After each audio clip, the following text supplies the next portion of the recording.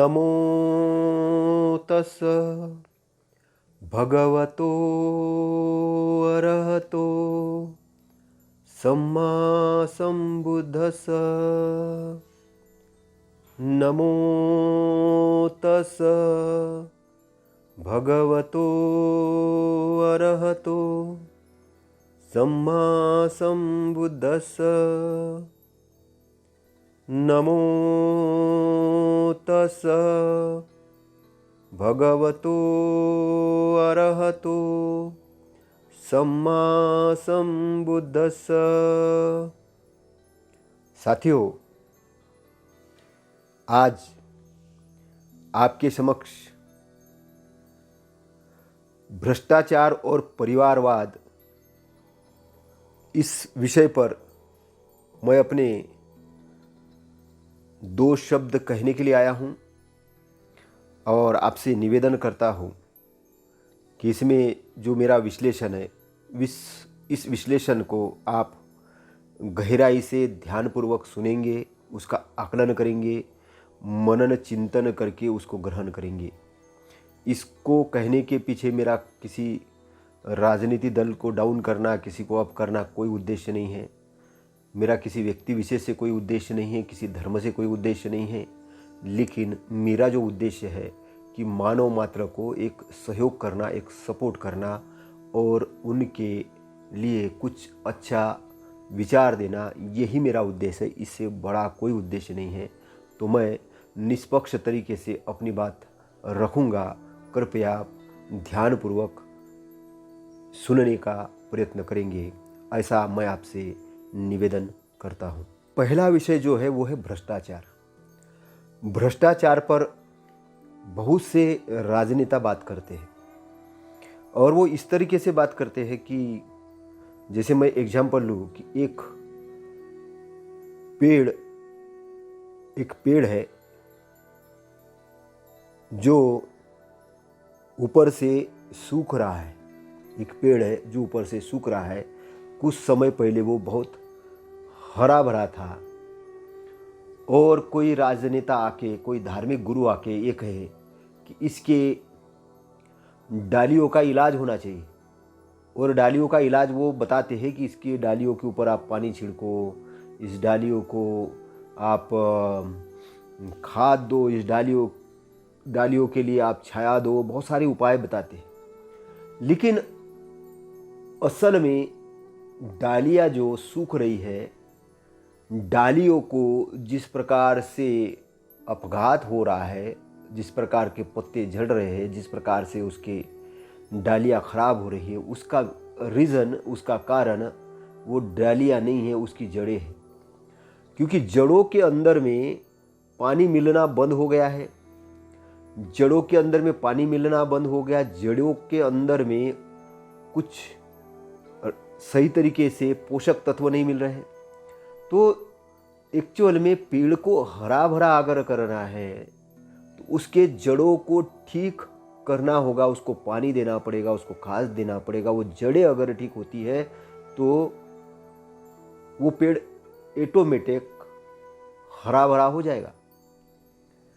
अब हमारे माननीय बड़े बड़े नेतागण आते हैं और सब लोग ये कहते हैं कि हम भ्रष्टाचार को दूर कर देंगे इस कानून के द्वारा, उस कानून के द्वारा। अब कानून का मतलब क्या है? कानून का मतलब ये है कि वो ऊपर ऊपर की डालियाँ, जड़ें कहाँ है? जड़ें व्यक्ति के सबकॉन्शियस माइंड यानी चित्त के अंदर है। जब व्यक्ति कोई घटना को करना चाहता है तो फिर वो करता है। आज भ्रष्टाचार का मतलब इतना ही हो गया, जो पकड़ा जाए वो चोर है, जो पकड़ा जाए वो चोर है और जो पकड़ा नहीं जाए वो ईमानदार है। जो पकड़ा जाए वो चोर है, जो पकड़ा नहीं जाए वो ईमानदार है। इसलिए कैसे नहीं पकड़ में आना चाहिए, इसके लिए बहुत बड़े बड़े कानून विशेषज्ञ बैठे हुए हैं जो बताते हैं कि आपको ऐसी ऐसी प्रकार से चोरी करना है, आप इस प्रकार से चोरी करेंगे तो आप पकड़े नहीं जाएंगे। तो जब आप पकड़े नहीं जाएंगे तो आप ईमानदार व्यक्ति हो गए। अगर आप पकड़े गए तो आप ईमानदार व्यक्ति नहीं है, आप बेईमान हैं। यहाँ पर मुझे एक कहानी याद आती है और मैं अपनी कहानी से हिसाब से एक बात कहना चाहता हूँ। और कहानी बड़ी मज़ेदार है। एक राजा था और राजा को 3 पुत्र थे। और राजा को ऐसा लगा कि मुझे एक ईमानदार और ज्ञानी पुत्र को मेरा राजपाट देना है, लेकिन दे कैसे? अब देने के लिए उन्होंने एक बात अपने दिमाग में सोची। क्या सोची बात ये सोची कि इसमें से सबसे ईमानदार और बुद्धिमान व्यक्ति कौन है, उसको ही मैं दूंगा। अब उसका तरीका था, तो राजा ने तीनों बेटों को बुलाया और कहा, तुम मेरे तीनों के तीनों प्रिय पुत्र हो। मैं तीनों के ऊपर प्रेम करता हूँ, तीनों को बहुत दिल से चाहता हूँ। चूँकि ये राज्य की बात है, राज्य की जनता की बात है, राज्य की जनता की कल्याण की बात है, तो मुझे निष्पक्ष तरीके से तुम तीनों में से एक का चुनाव करना है। और एक का चुनाव करना है तो चुनाव करने के लिए मैं आपको एक युक्ति बता रहा हूँ, उसके अनुसार आपको काम करना है। तो तीनों को राजा ने एक माचिस की डिब्बी निकाली और माचिस की डिब्बी निकाल के तीनों को अलग अलग बुलाया और अलग अलग बुला के उनके कान में जाकर ये कहा कि किसी को बताना नहीं, ये मैं तुम्हें माचिस की तिल्ली दे रहा हूँ, माचिस की तिल्ली दे रहा हूँ, और इस तिल्ली को जाके तुम्हें तोड़ कर आना है, तोड़ कर लाना है, और जितने जल्दी जो तोड़ कर लाएगा उसको मैं राजा बनाऊंगा।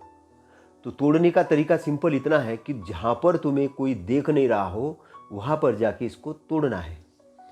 तो एकांत में तीनों बच्चों को ले गया राजा और एकांत में कान में जाके एक बात कही, क्योंकि तीनों को पता नहीं चले कि क्या कहे, और तीनों को तीनों दिशाओं में भेज दिया। तो उसमें शर्त ये भी थी कि जल्दी तोड़कर लाना है। तो एक बालक एक साइड में गया और उसने बाथरूम देखा कि उसको लगा कि बाथरूम का गेट बंद कर दिया और उसको लगा कि यहाँ पर तो कोई है नहीं। उसने जाके फट के साथ तिल्ली तोड़ी और राजा के सामने उपस्थित हो गया। दूसरा कुछ थोड़े दूर खेतों के अंदर में गया, पेड़ के बाजू में गया और उसने तिल्ली तोड़ के फिर वो राजा के पास उपस्थित हुआ। तीसरा बालक भी बाहर निकला। तीसरा बालक ढूंढ रहा था कि कोई दिखे नहीं, वो भी तोड़ने की कोशिश कर रहा था, लेकिन वो देखता क्या है कि वो देखता है कि वो खुद उसको देख रहा था, क्योंकि राजा ने ये बोला था कि कोई देखने वाला नहीं होना चाहिए। तो उसको लगा कि राजा ने जो कहा है उस बात पे मैं ठीक तो उतर नहीं रहा हूँ, क्योंकि मैं अपने आप को देख रहा हूँ, मैं अपने आप को देख रहा हूँ। और राजा ने बोला कोई देखने वाला नहीं होना चाहिए, तुम जाओ और ऐसा तोड़ के लाओ कि वहाँ कोई उपस्थित ही नहीं हो। तो ये तीसरा जो बालक था ये भी राजा के सामने उपस्थित हुआ। तो 2 बालक पहले ही गए थे। पहले बालक को ये लग रहा था कि मैंने सबसे पहले तोड़ कर लाया, तो बहुत खुश था। दूसरा थोड़ा नाराज़ था कि उसको थोड़ी देर हो गई थी। लेकिन ये तीसरा बालक था, इसने राजा से माफ़ी मांगते हुए कहा, राजन आपकी आज्ञा का मैंने पालन किया है, आपने जो मुझे बोला था, कहा था, वैसा ही मैंने करने की कोशिश की कि कोई वहाँ देखे नहीं और मैं माचिस की तिल्ली तोड़ दूँ। लेकिन राजन क्या हुआ कि मैं जैसे तोड़ने जाता था तो मैं देखता था कि मैं उसको देख रहा हूँ। मैं आंखें बंद करके तोड़ने की कोशिश करता था तो भी मुझे लग रहा था कि मैं देख रहा हूँ, मेरे ही तो हाथ में तिल्ली है। तो मैं अपने आप को ऐसा कर ही नहीं पाया कि मैं कैसे तोड़ूँ, तो मैं नहीं तोड़ पाया हूँ और मैंने तिल्ली वैसे के वैसे लाई है। तो आप मेरे जो भ्राता है, ब्रदर है, इनको आप राज्य दे दीजिए, मैं उनका सेवक बन के रहूँगा। तो राजा गदगद हुआ और राजा ने ये कहा कि तुम तीनों ने अपने अपने दिमाग के हिसाब से काम किया। मैं राज्य ये जो पहले जिसने लकड़ी तोड़ के लाया उसको भी नहीं दूंगा, दूसरे को भी नहीं दूंगा, लेकिन मैं तीसरे ये जो बालक है इसको दूंगा। बोले उसका कारण ये है कि मैंने जो बात कही थी कि जहां तुम्हें कोई नहीं देखे, कोई नहीं, तो तुम भी तो कोई में शामिल हो, तुम्हें कोई नहीं देखे वहां जाकर तुम्हें वो तोड़ना है। तो बोले वहां तो तुम खुद अपने आप को देख रहे थे, और जब तुम खुद अपने आप को देख रहे थे तुम खुद से कैसे झूठ बोल सकते हो, है ना। तुमने खुद के लिए भी झूठ नहीं बोला, तो तुम सबसे बड़े ईमानदार व्यक्ति हो, और तुम सज्जन व्यक्ति हो, ईमानदार हो, और तुम जब अपने लिए ईमानदार हो तो तुम प्रजा के लिए ईमानदार जरूर रहोगे, और इसलिए तुम इस राज्य के उत्तराधिकारी हो। और राजा ने उस तीसरे बालक को उत्तराधिकारी बना दिया। नगर में खबर फैली और राजा का बड़ा गुणगान हुआ, राजा की विद्वत्ता का बड़ा गुणगान हुआ, उस बालक का बड़ा गुणगान हुआ। कहानी के पीछे का संदर्भ ये है कि लोग ये सोचते हैं कि हमें कोई देख तो नहीं रहा, हम भ्रष्टाचार कर रहे हैं, हमारे पास कानून है, हम पद पर है, हम सब चीज़ों पर है, हम तो कानून की नज़र में ईमानदार है। लेकिन सबसे सवाल यही पूछने की ज़रूरत है, क्या आप अपने नज़र में ईमानदार हो? क्या आप सोचते हो कि आप ईमानदार हो? अगर आप सोचते हो कि आप ईमानदार नहीं हो तो आपको ईमानदार बनने की ज़रूरत है, और ये ईमानदार जब तक आप बनोगे नहीं तब तक भ्रष्टाचार नहीं हटेगा। पहली शर्त तो कानून एक लेवल पर भ्रष्टाचार हटा सकता है। दूसरी चीज, भ्रष्टाचार की जो जड़ें है व्यक्ति के अंदर से भी आता कि मैं नहीं करूं, लेकिन उसकी जड़ें जो है वो धर्म के अंदर जकड़ी हुई है। धार्मिक किताबें जो लिखी गई है, मैंने कुछ लोगों से संपर्क किया और उनसे बातचीत की जो बहुत ज़्यादा बेईमानी का काम कर रहे थे, और मैंने उनसे ये कहा कि क्या आपको डर नहीं लगता ऐसा करने में? आपको डर नहीं लगता है? तो उन्होंने ये कहा कि डर किस चीज़ का? मैं 2 लोगों के इंटरव्यू लिया, और उनका नाम नहीं बताऊंगा क्योंकि मुझे उचित नहीं लगता, लेकिन मैं दोनों लोगों के बारे में बताता हूँ। एक व्यक्ति बहुत बड़ी उसके पास टीम है, और उस टीम के माध्यम से भ्रष्टाचार करता, वकीलों की टीम है, एडवोकेट की टीम है, और वो टीम उसको बताती है कि किस तरीके से भ्रष्टाचार करना है। सीए की टीम है उसके पास में, वकीलों की टीम है, और बाकायदा लिखित में वो सब अपना संचालन करता है। और जो लोग कानून के नासमझ लोग हैं, जिनको कानून की जानकारी नहीं, ऐसे लोगों को वो फंसाता है, और बहुत बढ़िया तरीके से पार्टी को भी बहुत बड़ा दान देता है। बहुत अमीर है, बहुत अमीर है। और मैं उससे ये कहता हूँ कि आप ये सब करते हो तो आपको कुछ डर नहीं लगता है? आपको कुछ अच्छा नहीं? बोले वो लगता तो है। फिर मैंने कहा उसके लिए क्या करते हो? तो बोले उसके लिए मैं साल में एक बार भगवत की कथा करता हूँ और पंडित जी को बुला लेता हूँ। भगवत कथा करता हूँ, पंडित जी को बुला लेता हूँ, और साल भर में मेरे जितने ही पाप है वो सारे खत्म हो जाते उसमें। साल भर में मैं जितने भी पाप करता हूँ उसको मैं खत्म करता हूँ, पंडित जी को दान दे देता हूँ, और पंडित जी मेरे लिए मंत्र उच्चारण कर देते हैं, और उसके बाद मैं अपने काम में लग जाता हूँ। मतलब वो कुछ करता नहीं है, साल भर में एक बार भगवत की कथा करता है, पंडित जी को बुलाता है, लोगों को खाना खिलाता है, मंत्रियों को बुलाता है, और मंत्रियों को बुलाकर वो एक भ्रष्टाचार का एक बहुत बड़ा जाल फैला के काम करता है। अभी कुछ समय पहले मुझे पता चला कि उसकी एक किडनी खराब हो गई, वो ड्रिंक करने के कारण। अब ड्रिंक करने के कारण किडनी खराब हुई तो क्यों हुई? अब मैं आपको उसका विश्लेषण देता हूं। ऐसा क्यों होता है? ऐसा इसलिए होता है कि कहीं ना कहीं आपके चित्त के अंदर में, सबकॉन्शियस माइंड के अंदर में जो गलत किया है वो पड़ा रहता है, और वो कहीं ना कहीं आदमी को अंदर से डराता रहता है। इसलिए व्यक्ति नशे का शिकार हो जाता है, डर का शिकार हो जाता है, अपचन का शिकार हो जाता है, और उसके कारण वो बीमार पड़ता है बार बार। ऐसे ही मेरा एक परिचित था, वो एक जगह जाके छुप गया चोरी करके, और मैंने उसको ये कहा कि तू एक्सेप्ट कर भाई, तेरे हाथ से गलती हुई, क्योंकि व्यवसाय के अंदर गलती होना एक आम बात है, लेकिन गलती होके उसको एक्सेप्ट नहीं करना, उसको ये नहीं कहना कि हम मुझसे गलती हुई, ये सबसे बड़ा गुनाह है। तुम एक्सेप्ट नहीं कर रहे हो, तुम ये कह रहे हो कि मैं तो ईमानदार आदमी हूँ, और तुम बचने के लिए एक शहर से दूसरे शहर छोड़ के चले गए हो, एक शहर से छोड़ के दूसरे शहर चले गए हो। उसकी मेरी फ़ोन से बात होती थी, और उसने ये कहा कि मैं बहुत डरा हुआ रहता हूँ, मैं कमरे में बंद रहता हूँ, और अधिकतर कि मुझे कोई कुछ कर नहीं दे, केवल जान से बड़ी चीज़ तो कोई है नहीं, जान से बड़ी चीज़ तो है नहीं। तो उसका जब एक बार ईसीजी किया तो डॉक्टर ने बोला कि तुम्हें तुम्हारे हार्ट के अंदर में प्रॉब्लम आना चालू हो गई। तुम्हारे हार्ट के अंदर में प्रॉब्लम आना चालू हो गई और बड़े इससे कहना पड़ रहा है कि कुछ ही साल पहले उस व्यक्ति की अटैक से मौत हुई। अटैक से मौत हुई। एक मैं तीसरा और एक उदाहरण देता हूँ। एक बहुत बड़ा व्यक्ति था और उसके पास में गन के लाइसेंस थे, बहुत सारी चीज़ें थी, बहुत माना हुआ व्यक्ति था और वो भी ऐसे कुछ करता था। मैं उसको कहा कि भाई आप ये चीज़ कैसे करते हो? तो उसने ये कहा कि मैंने एक मंदिर बनाया है, मैं जितने भी गड़बड़ काम करता हूँ साल भर में जाके उस मंदिर में दान दे देता हूँ और भगवान से माफ़ी मांग लेता हूँ, भगवान से माफ़ी मांग लेता हूँ और इस प्रकार से मैं अपने साम्राज्य को चलाता हूँ। लेकिन एक बार उसने ऐसी किसी से किया, उस आदमी ने उसकी कानूनी रूप से शिकायत की। शिकायत करने के कारण वो व्यक्ति वहाँ से चला गया, भागा, शहर छोड़ के दूसरे शहर गया। लेकिन डर इतना समाया कि वो कहीं जाके बीमार पड़ा। बीमार पड़ने के कारण वो भी मर गया। तो दोस्तों, एक तरफ तो ये बलशाली लोग थे, एक तरफ धर्म थे, एक तरफ कानून था, एक तरफ ये खुद थे। कुछ और मैं एग्जाम्पल लूंगा कि भ्रष्टाचारियों की जड़ भी कहां पर है। मंदिरों के अंदर, मंदिरों ने भ्रष्टाचारियों का जो अड्डा है वो बना के रखा है। किस तरीके से?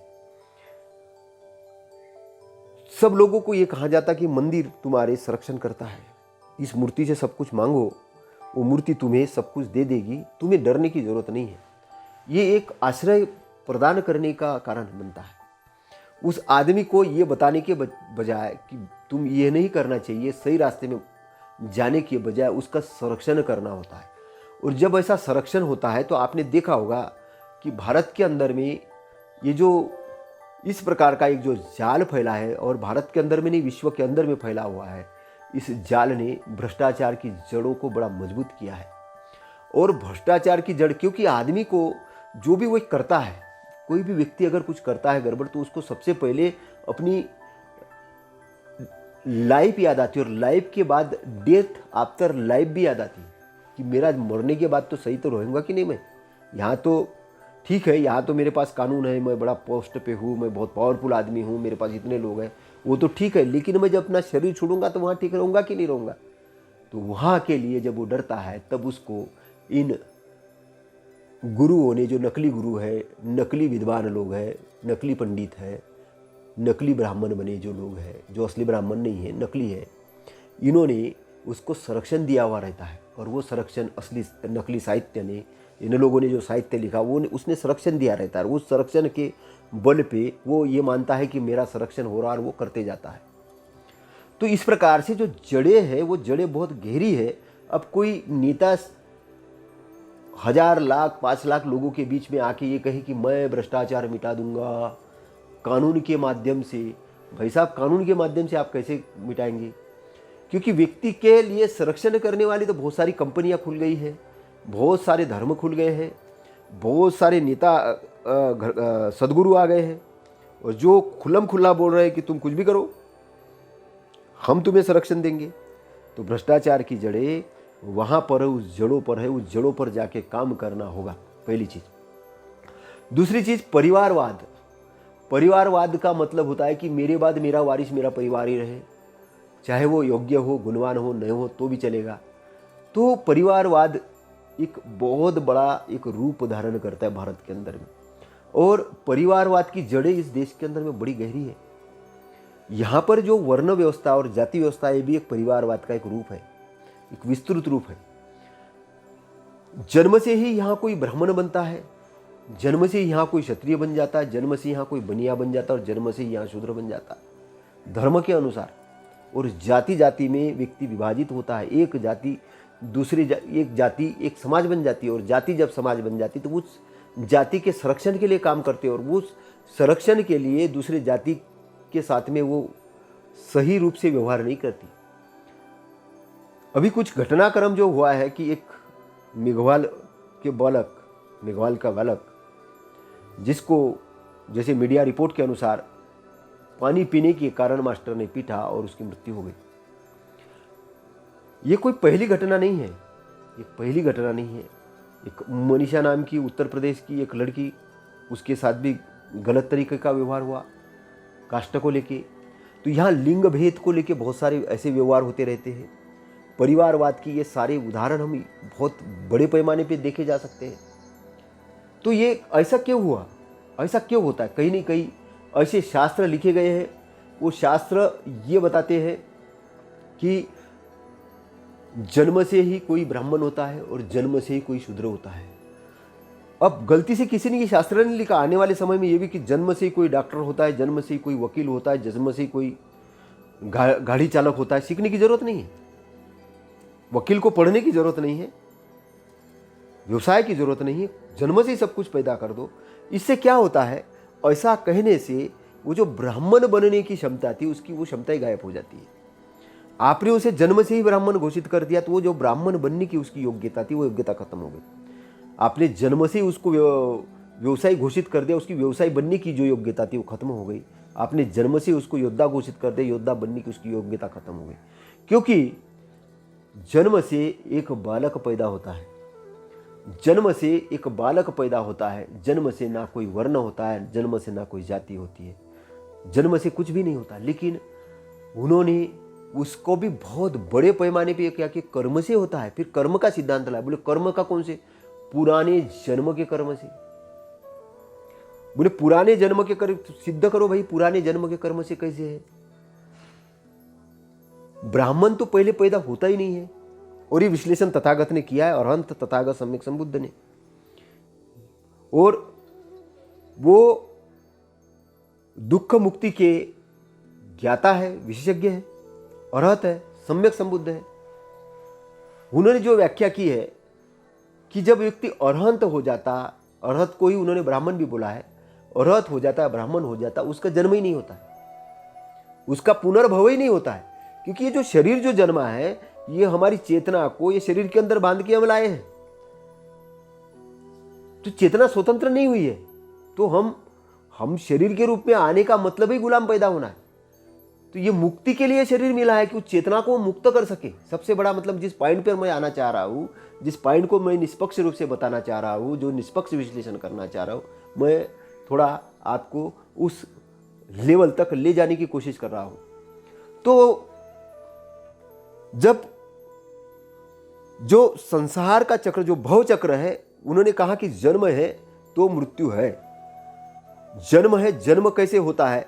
जन्म जब हस्बैंड वाइफ का मिलन होता है उसके बाद में एक प्रोसेस शुरू होती है, और उस प्रोसेस के बाद में व्यक्ति का शरीर बनता है, और उसके बाद उसके अंदर में चेतना एंटर होती है, विज्ञान एंटर होता है। विज्ञान एंटर होने के बाद में वो सारे पृथ्वी धातु, जल धातु, वायु धातु, अग्नि धातु जब एकत्र आते हैं तो जैसे ही एक गाड़ी शुरू होती है और उसके अंदर में ऑटोमेटिक एनर्जी आती है, वैसे ये शरीर के अंदर में, तो चूंकि वो चित्त जो है वो मुक्त नहीं हुआ, चित्त मुक्त नहीं हुआ, तो वो संसार के अंदर में आता है, भ्रमण करता है। तो ये इसको भव चक्र का है। तो चित्त की जब शुद्धता होती है, चित्त जब शुद्ध होता है तब आपकी मुक्ति होती है। चित्त जब शुद्ध होता है तब आपकी मुक्ति होती है। और चित्त अगर बंधन में बंधा रहता है तो आप पुनर्जन्म में आते हो। अब आप कह रहे हो कि जन्म से ब्राह्मण है, इसका मतलब ना तो आपको ब्राह्मण की डेफिनेशन नहीं पता है, आपने ब्राह्मण को दो कौड़ी का बना दिया है अपने शास्त्र के अनुसार, अपने दिमाग के अनुसार में। वो ब्राह्मण की जो महिमा थी वो गायब कर दी, अपने जन्म से घोषित कर दिया। वो सीना ठोक के कहते हो कि मैं ब्राह्मण हूँ। मुझे एक 25 साल का युवा मिला और उसमें कहा तो वो बहुत ऐसे बोला कि आप राक्षस प्रवृत्ति के लगते हो मुझे। तो मैंने कहा आप क्या ब्राह्मण हैं? तो बोले हाँ मैं ब्राह्मण हूँ। मैंने कहा कौन से ब्राह्मण हूँ, जन्म वाले हो कर्म वाले? बोले मैं जन्म का भी ब्राह्मण हूँ और कर्म का भी ब्राह्मण हूँ। मैंने कहा कैसे हो? तो उसने अपने गले से तुलसी की माला दिखाई। बोले ये तुलसी की माला देखो, ये तुलसी की माला देखो। मैंने कहा ये तो माला है, ये तो माला है, तो मार्केट में मिलती है। धागा दिखाया, उनका ये धागा ये भी मार्केट में मिलता है। ये इसका और आपके ब्राह्मणत्व से क्या लेना देना? आपके कपड़ों का, आपके माला का इससे क्या लेना देना? वो तो एक इंटरनल प्रोसेस है। ब्राह्मण बनना एक इंटरनल प्रोसेस है, शुद्ध होने की प्रोसेस है। और वो शुद्ध होने की जो प्रोसेस है वो है आपकी चित्त की शुद्धता। चित्त की शुद्धता होने के लिए आपके मन, वाचा और शरीर के कर्म को आपको अच्छा करना पड़ेगा। और मन, वाचा, शरीर के कर्म जब अच्छे होंगे तब आपकी चित्त की प्रोग्रामिंग अच्छी होगी, तब आपके चित्त के अंदर में जो गांठें हैं वो गांठें धीरे धीरे खत्म होगी और आप इनलाइटमेंट एरिया के अंदर में आओगे। क्योंकि पृथ्वी के एरिया के बारे में आप जानते हो, हवा के एरिया के बारे में जानते हो, है ना, लेकिन एक हाईएस्ट हैप्पीनेस का एरिया होता है, उस एरिया के बारे में आप कितना जानते हो? उसको अरहंत जो लोग हैं, अरहंत जो हुए वो जानते हैं। तो उसको प्राप्ति का जो मार्ग है, तथागत ने कहा है अष्टांगिक मार्ग है, इस मार्ग के अंदर से आओ। तो अष्टांगिक मार्ग जब ओपन होता है तो जैसे लाख लगा है, हमने लाख लगाने की कोशिश की है उस अष्टांग मार्ग पे, लाख खोलने के लिए फर्स्ट शर्त यह है कि आपके अंदर सम्यक दृष्टि निर्माण होने की जरूरत है। और सम्यक दृष्टि का मतलब होता है कि आपकी दृष्टि राइट का मतलब कि राइट और रॉन्ग का आपको पता चलने की जरूरत है। और राइट और रॉन्ग का पता चलने के लिए इस पृथ्वी तल पर जो भी घटना घटती है उसका कोई कारण होता है, और उसका कारण होता है, उन कारणों को जब आप जानते हो तब आप दुख के मुक्ति को भी जानते हो। हर घटना बगैर किसी कारण के नहीं घटती। तो कार्य कारण का सिद्धांत, जो प्रतीत समुत्पाद का सिद्धांत जो तथागत ने दिया है, वो बड़ा डिसिप्लिन वाला और बहुत अच्छा सिद्धांत दिया है। दूसरा सिद्धांत वो है कि एक ब्रह्मांड का भी एक नैतिक क्रम है, उस नैतिक क्रम के हिसाब से सारी चीज़ें चलती है। उस नैतिक क्रम को हम डिस्ट्रॉय नहीं कर सकते। हमने अगर उस नैतिक क्रम को डिस्ट्रॉय करने की कोशिश की तो वो नैतिक क्रम हमें हमारे इसका नहीं, हमें उसको समझ के उसको एडाप्ट करना है। जैसे गुरुत्वाकर्षण का एक नियम है, आकर्षण का एक नियम है, ऐसा ही तो यहाँ से अगर हमको समझ में आता है कि सारी की सारी घटनाक्रम यहाँ प्रतीत समुत्पाद है, कार्य कारण का सिद्धांत है, तो सम्यक दृष्टि का ओपन होना होता है। जब सम्यक दृष्टि ओपन होती है तब हमारे जो संकल्प है वो दृष्टि अच्छी होने के कारण अच्छे संकल्प होंगे, फिर वाचा अच्छी होगी, फिर कर्म अच्छा होगा, और फिर हमारी आजीविका अच्छी होगी। और जब हमारी आजीविका अच्छी होगी तो हमारी व्यायाम अच्छा होगा। सम्यक व्यायाम मतलब सही एक्सरसाइज करेंगे, हम गलत को ब्रेन से बाहर करेंगे, अच्छाई को इंटर करेंगे, अच्छाई को बढ़ाते जाएंगे। फिर उसके बाद इसको सही करने के लिए हमारे पास स्मृति होगी, है ना, हमको सारी स्मृति करनी पड़ेगी, चित्त के प्रति स्मृति रखनी पड़ेगी, बॉडी के प्रति स्मृति रखनी पड़ेगी, धम्म जो है, जो नैतिक मूल्य उसके बारे में स्मृति रखनी होगी, और हमको अपनी वेदनाओं के बारे में भी जानकारी रखनी होगी। सुख वेदना, दुख वेदना, असुख वेदना, असुख अदुख वेदना, मतलब ना सुख है ना दुख है, ऐसी वेदना। तो तीनों प्रकार की वेदनाओं के बारे में जानकारी रखनी होगी। नहीं तो पता चला कि आपको किसी ने प्रशंसा के फूले नहीं समा रहे, किसी ने आपसे गुस्सा कह दिया तो बहुत गुस्से में आ गए, तो आप कंट्रोल में दूसरे के चले गए। आपको बैलेंस रहना है, इस संसार के अंदर में कमल के जैसा रहना है। तो जो अरहंत लोग हैं जो सिखाते हैं, जिन्होंने वो बताए, तो जो अरहंत है, अरहंत भिक्षु है, अरहंत जो हुए हैं, जो अष्टांग मार्ग के हिसाब से गए, उन्होंने जो व्याख्यान दिया है, उन्होंने जो चीज़ की है वो प्योरिटी के साथ दी है। उसके बाद में सम्यक समाधि की बात कहते हैं कि जो आपको साक्षात्कार करना है निब्बान के एरिया का, तो फिर आपको सम्यक समाधि के अंदर आना पड़ेगा। और सम्यक समाधि का मतलब राइट समाधि, और उसके लिए भी उन्होंने ये कहा कि first stage, second stage, third stage, fourth stage, और इसके लिए आपको ध्यान करना है, इसके लिए ध्यान करना है। और इसके लिए जो उन्होंने कहा है कि ब्रेन को आप पॉजिटिव दो, पॉजिटिव थॉट दो, पॉजिटिव तर्क दो, और पॉजिटिव थॉट और पॉजिटिव तर्क से आपके ब्रेन का कचरा बाहर निकलेगा। फिर आपको थोड़े अच्छाई के दर्शन होंगे, आप विटनेस बनेंगे। फिर उसके बाद में आपके अंदर में कुछ लालच आया, भया है, उसके आप अपेक्षित होंगे, और अपेक्षित होकर जब आप कॉन्सेंट्रेशन लेवल पे जाएंगे, जब आप पूर्ण शुद्ध होंगे, तब आप देख सकते हो हर समस्या को, हर चीज़ को, तब वहाँ से आपको सॉल्यूशन मिलेगा। तो उसके लिए उन्होंने विपश्यना बताई, विपश्यना के साथ शमद बताया। विपश्यना का मतलब होता है कि आई विटनेस होना, अपना विटनेस बनना, और विटनेस बन के देखना सारी चीज़ को। आपके अंदर में एक भाव आता है, उसकी क्या क्रिया होती, कैसे प्रतिक्रिया होती, उसको देखना। और देखते आपको क्या होगी, प्रज्ञा की प्राप्ति होगी। प्रज्ञा आएगी, और प्रज्ञा क्या, विजडम है, उसके माध्यम से आपको समझ में आएगा सही को और बुराई को आप समझोगे, सही को ग्रहण करोगे, बुराई को आप ग्रहण नहीं करोगे। इस प्रकार आपकी चित्त के अंदर शांति होगी। शमत और विपश्यना ये दोनों अंग हैं। लेकिन यहाँ पर भी मैं एक बात कहता हूँ कि तथागत ने बहुत विरोध किया है उन लोगों का जो 40 दिन तक एक बार वर्षावास में चुपचाप रहे थे भिक्षु, और बड़े तथागत के पास में गए और बोले कि हम देखो, हमने 40 दिन का मौन किया, हमने मन वाचा शरीर से कुछ गड़बड़ नहीं किया। तो तथागत ने कहा कि ये देखो, ये जानवर 40 दिन मुख बगीर रहकर केवल इन्होंने मजा मौज की है। तो आज विपश्यना के नाम पे मजा मौज करने वाले बहुत लोग हैं, जो प्रवचन करते हैं, ना थॉट प्रोसेस का डिबेट डिस्कशन करते हैं, ना समाज के अंदर जाके कल्याण के कार्य करते हैं, और वो ये सोचते हैं कि विपश्यना करके वो बुद्धत्व को प्राप्त हो जाएंगे। ऐसा भी एक ढोंग डकतूर चालू हो गया समाज के अंदर में, और इन्होंने एक बहुत बड़े क्रीम वर्ग को हाईजेक कर लिया है। तो ये भी एक रूप है, ये भी एक रूप है। और वो दान दे दिल खोल रही ऐसी बातें करके अपनी केवल सेंटर्स बनाया जा रहा, ना एजुकेशन सेंटर नहीं बना पा रहे उसको, ना ढंग से लाइब्रेरी बना पा रहे, ना वो आप विश्लेषण के सेंटर बना पा रहे, ना कुछ कर पा रहे। तो ये भी एक परिवारवाद है, ये भी एक परिवारवाद है। मंदिर एक परिवारवाद है। फिर कई धर्म है जिन्होंने अपनी बपुतियाँ बना के रखी है, उन्होंने अपने अलग अलग तरीके से अपनी ये करके रखी, ये भी एक परिवारवाद है। तो परिवारवाद से मुक्त होना इतना आसान नहीं है, बोलना बहुत आसान है। परिवारवाद एक बहुत बड़ी संकल्पना है, और परिवारवाद से मुक्त होने के लिए केवल वही व्यक्ति मुक्त हो सकता है परिवारवाद से कि जो तथागत को समझेगा, महाकारुणिक बनेगा, जिसके अंदर की प्रज्ञा जगेगी, जिसको ये दिखेगा कि मैं ये माचिस की तिल्ली तोड़ रहा हूं तो मैं कोई तो विटनेस है। अब लोग अपने लाइफ में किस तरीके की लाइफ जीते हैं और किस तरीके की लाइफ को, शरीर को छोड़कर जाते हैं, हम थोड़ी सी उस पर बात करेंगे। तथागत ये सिखाने की कोशिश करते थे, जब किसी को शरीर छोड़ना होता था तो कोशिश ये करते थे कि उसको बोलते थे कि तुम सारी चीज़ों से मुक्त हो जाओ, परिवार से मुक्त हो जाओ, अपनी चेतना को मुक्त करने के लिए कोशिश करते थे। वो कहते थे तुम दुख से मुक्त हो जाओ, सारी चीज़ को छोड़ दो और तुम अपने आप में जागृत अवस्था में आ जाओ, खुशी की अवस्था में आ जाओ। क्योंकि वहाँ पे जो सिद्धांत लागू होता है, समान चीज़ें समान स्थान पे रहती है। तो जो चेतना का लेवल है, शरीर के बाद में जो चेतना का लेवल है, आपकी चेतना या तो डाउन में जाएगी या तो अप में जाएगी। अप में भेजना या डाउन में भेजना है, किसके ऊपर डिपेंड है? आपके ऊपर डिपेंड है। तो ये जो सारा जागरण है, सारी जो कर्म है, ये क्या है? अगर आपने बहुत सारे अच्छे कर्म किए, अच्छे काम किए, अच्छे काम की परिभाषा आपको पता होना चाहिए कि अच्छे कर्म कहते किसे। अच्छे कर्म का मतलब है कि जो मैं मेरे लिए अच्छा ही चाहता हूँ, मैं दूसरे लिए करता हूँ, है ना। मन, वाचा, शरीर से, तीनों से कर्म होते हैं, और तीनों से सोचना है तो अच्छा सोचना है, बोलना है तो अच्छा बोलना है, और वर्क करना है शरीर से तो अच्छे कर्म करना है।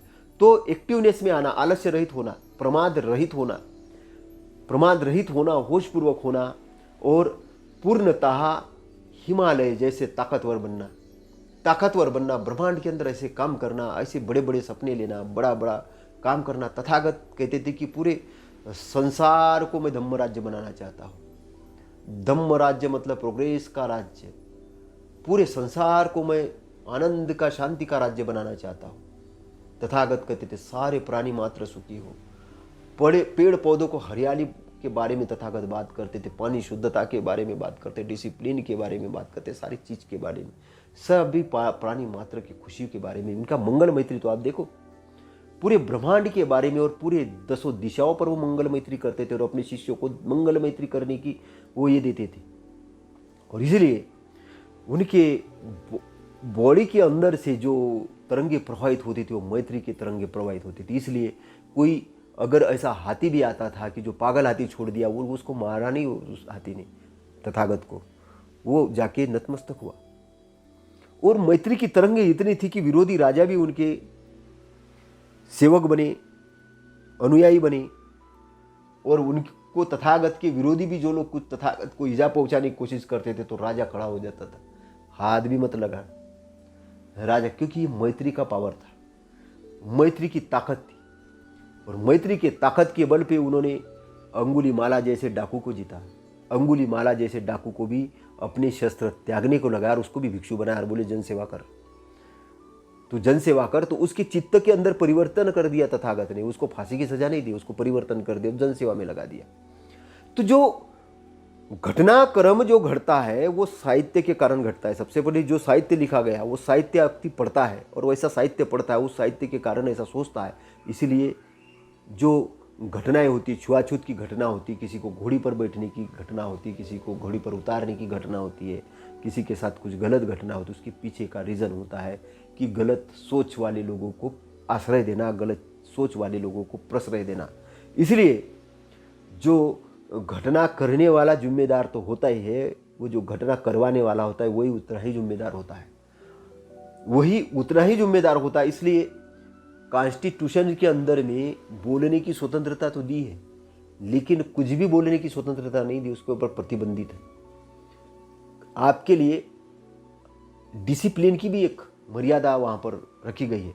सभा सम्मेलन करने की तो आपको स्वतंत्रता दी है, लेकिन एक अच्छे ऑब्जेक्ट के लिए सभा सम्मेलन करने की स्वतंत्रता दी है।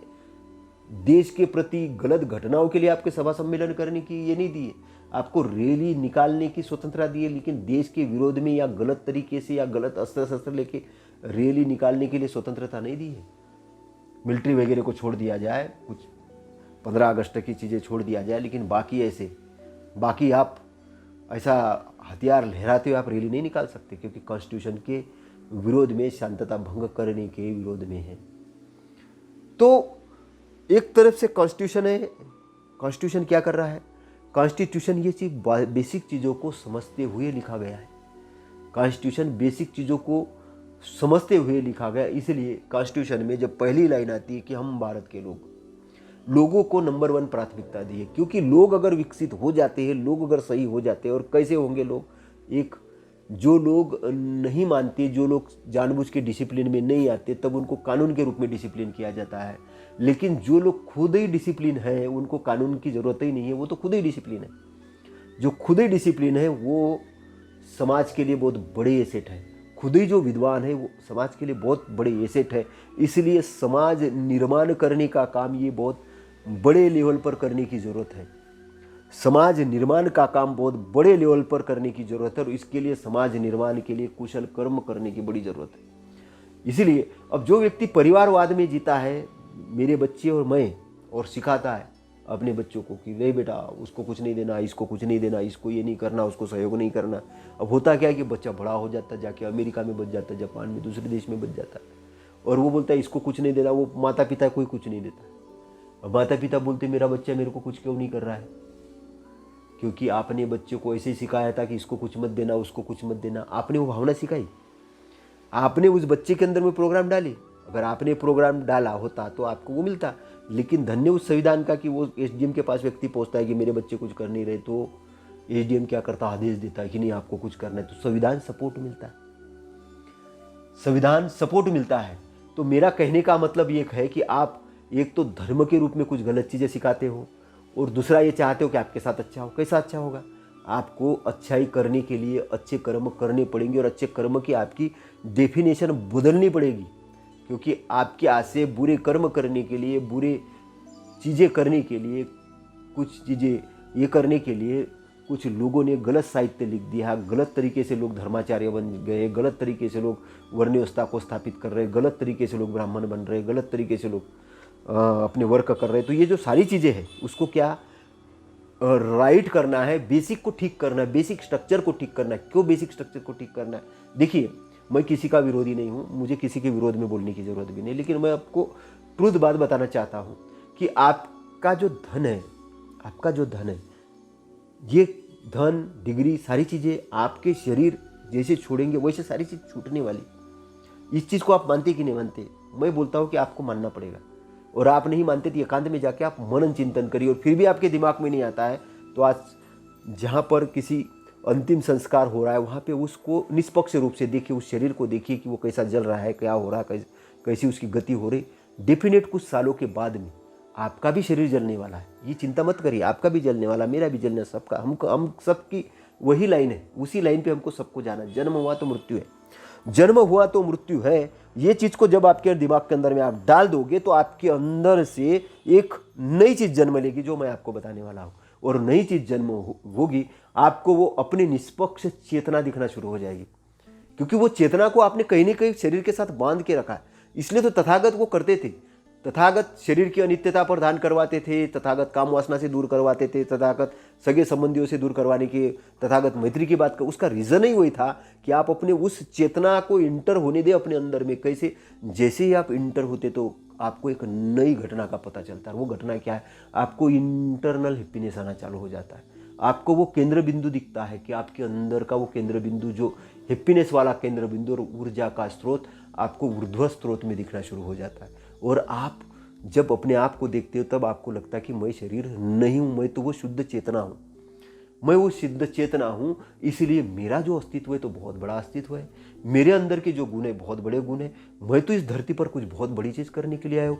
अब आपका मेंटल प्रोग्रेस डिफरेंट होना शुरू हो जाएगा। आपका मेंटल प्रोग्रेस, उसको प्रोग्रेस करने के लिए ही तथागत ने मैत्री भाव बताया, उपेक्षा का भाव बताया, करुणा का भाव बताया, मुदिता का भाव बताया। ये सब करने के लिए क्यों करना कहा है? 4 ब्रह्म विहार जो है ये क्यों करने के लिए कहा? उसके पीछे का रीजन है कि आप अपना अस्तित्व नए सिरे से गढ़ सको, नए सिरे से गढ़ सको और नए व्यक्ति बन सको।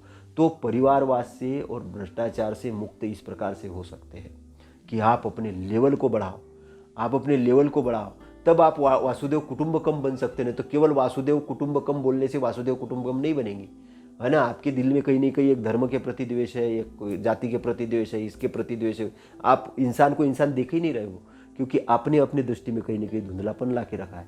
आप एक धर्म का दूसरे धर्म का देख रहे हो। धर्म तो एक कुछ नहीं, कपड़े जैसा है। धर्म एक कपड़े जैसा है, आपको आवरण दिया गया।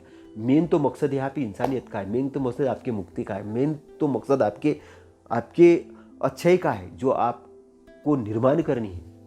नहीं तो क्या है, आपका जीवन आपका है, मेरा जीवन मेरा, आपको मानना नहीं मानना आपकी मर्जी है, मेरी है ना। मैंने कोई ये थोड़ी लिखा है कि आपको मानना ही चाहिए, वो तो आपका है, आपकी स्वतंत्रता है।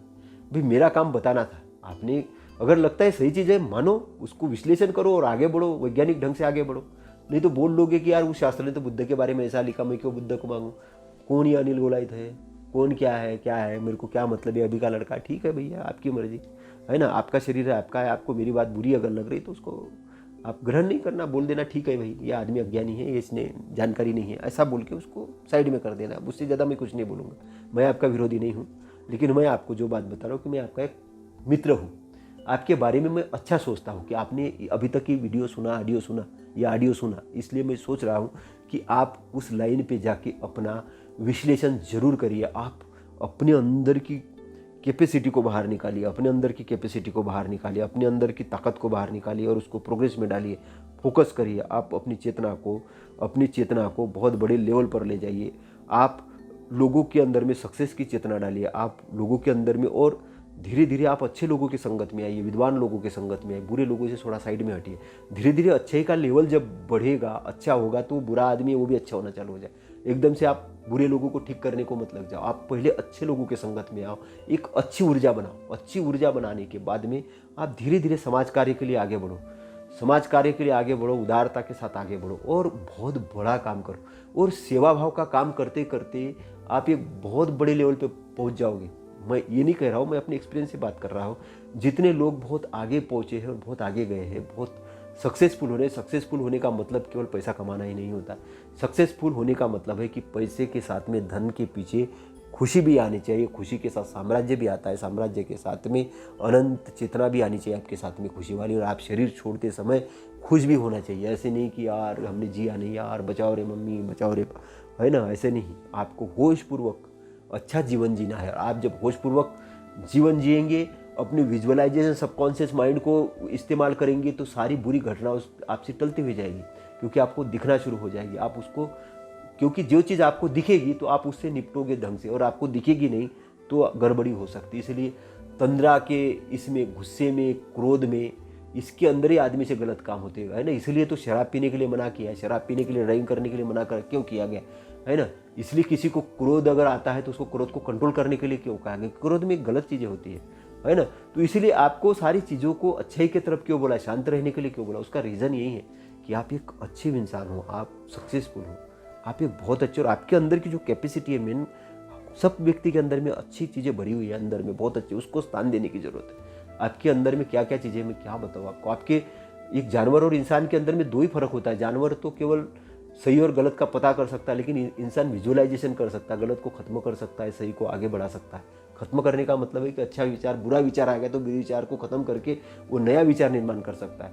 आदमी विजुअलाइजेशन कर सकता, पूरी ब्रेन से पिक्चराइज कर सकता, आदमी पूरी चीज़ों को, मतलब स्वाद को ग्रहण कर सकता है, सारी चीज़ों को। और सारा सबकॉन्शियस माइंड बहुत पावरफुल है, और उसके अंदर में, अपने जो ब्रेन के अंदर में सारे शस्त्र दिए हैं, अंदर में प्रज्ञा है, अपने पास में स्मृति है, बहुत बड़ा स्मृति बल है। इतना स्मृति है ना, अपने पास में साहस का बल है, वीर्य बल बोलते हैं उसको, है ना। साहस का बल है, अपने पास में विश्लेषण करने की क्षमता है किसी भी चीज़ को कार्य कारण के सिद्धांत पे लगा के, है ना। और हमारे अंदर में कितनी कितनी चीज़ें, फोकस करने की क्षमता है जिसको समाधि कहते हैं। पूरा फोकस करो एक चीज़ के ऊपर जिसके ऊपर है, और जो भी क्षेत्र में जाओ उस क्षेत्र में आप सफल हो सकते हो, किसी भी क्षेत्र में आप। लेकिन आपका क्षेत्र जो होना चाहिए वो सेवा भाव वाला होना चाहिए, अच्छा क्षेत्र। तो अच्छे क्षेत्र को चुनो, और आप एक बड़े नेता बनना चाहते हो तो बड़े नेता बन सकते हो, बड़े व्यापारी बनना चाहे व्यापारी बन सकते हो, बड़े लेखक बनना चाहे लेखक बन सकते हो, बड़े वैज्ञानिक बनना चाहे वैज्ञानिक बन सकते हो, बड़े डॉक्टर बनना चाहते हो डॉक्टर बन सकते हो, बड़े इंजीनियर बनना चाहे इंजीनियर बन सकते हो, बहुत बड़ा बिजनेस मार्केटिंग वाला क्रिएट करना चाहे कर सकते हो। बस उसके ऊपर आपको फोकस होके, लक्ष्य पर फोकस होके काम करना पड़ेगा, निरंतर निरंतर, लगातार लगातार। तब तक नहीं रुकना होगा जब तक सफल नहीं होते, तब तक चैन की नींद त्यागना होगा, तब तक पूरी बल के साथ टारगेट लेके लगना होगा। इसी को सम्यक समाधि कहते हैं। इसी को सम्यक समाधि कहते हैं, जब आप पूरे बल के साथ अपने लक्ष्य पर, जैसे कि तथागत ने कहा कि मुझे शोध करना है इस मार्ग का, दुख मुक्ति के मार्ग को शोध करना है, और उन्होंने फुल मेहनत के साथ, फुल डेडिकेशन के साथ वो मार्ग शोध करके निकाला। अब कुछ लोग जो नादान लोग हैं, जो अज्ञानी है, वो बोलते हैं अरे उन्होंने क्या मार्ग दिया, वो तो पहले से ही चला हुआ मार्ग का व्याख्यान किया। ऐसा नहीं है, उन्होंने मार्ग को शोध किया। मार्ग था नहीं ऐसा नहीं है, मार्ग था, लेकिन शोध किसी ने नहीं किया था, उन्होंने शोध किया। उन्होंने शोध किया और शोध करके जनता को बताया। इसलिए अरहंत सम्यक संबुद्ध बहुत बड़ी बात है भारत के लिए। उनकी अस्थियां बहुत बड़ी बात है, उसका संरक्षण होने की जरूरत है। और उनको जो मानने वाले लोग हैं आधुनिक रूप में, जो डॉक्टर बाबा साहब आम्बेडकर हैं, जिन्होंने बौद्ध धम्म की दीक्षा दी भारत के लोगों के लिए, उनके ऊपर गर्व होना चाहिए हम लोगों को, भारतीयों को। और उन्होंने, ऐसे व्यक्ति ने इंडियन कॉन्स्टिट्यूशन की ड्राफ्टिंग की है, किसके लिए? उन्नति के लिए। तो भारत ऐसे ही विश्वगुरु नहीं बनेगा, ये सही पथ पर चल के बनेगा। और अभी भारत सरकार का मैं देखा हूँ कि उधर राष्ट्रीय जो इंटरनेशनल संग्रह ये बनाया, तो उन्होंने बाबा साहब की बहुत अच्छी स्टेचू बनाई। और मैंने जो इंटरनेशनल म्यूजियम देखा, जो भारत सरकार ने बहुत अच्छे से उसको सजा के रखा है, वहाँ पे तथागत की अस्थियाँ भी देखी और उनकी बहुत कलाकृतियाँ भी देखी। वैसे ही पुरातत्व विभाग से निवेदन करूँगा कि वो ये जो पुरातत्व अवशेष है जो सम्राट अशोका के द्वारा निर्माण किए वगैरह, उसको ढंग से संचालित करे। और इसके लिए भारत सरकार के जो मिनिस्टर्स हैं या जो संस्थान हैं वो उस पर ध्यान दे। पत्रकार बंधुओं से निवेदन है कि उस पर कुछ लिखे, टीवी चैनल्स कुछ लिखे, क्योंकि ये सारी चीज़ हमको एक संपत्ति है, हमारे लिए बहुत बड़ा संपत्ति है। इंटरनेशनल टूरिज्म उससे निर्माण होगा।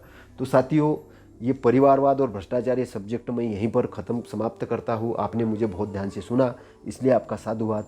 आपका मंगल हो, आपके परिवार के अंदर में सुख समृद्धि लावे, आपके परिवार के अंदर सब लोग निरोगी हो, आप स्वस्थ हो, आप बहुत उन्नति के शिखर पर चढ़े और आपका मार्ग प्रशस्त हो, आप दुख से मुक्त हो, आपकी सारी बीमारियां खत्म हो और आप आनंद के क्षण में जीवन जगे। मैं आपके लिए मंगल कामना के साथ सभी भारतीयों की, सभी विश्व के मानव मात्र के कल्याण की कामना करते हुए विदा लेता हूँ। नमो बुद्धाय, नमो धम्माय, नमो संघाय। साधु साधु साधु।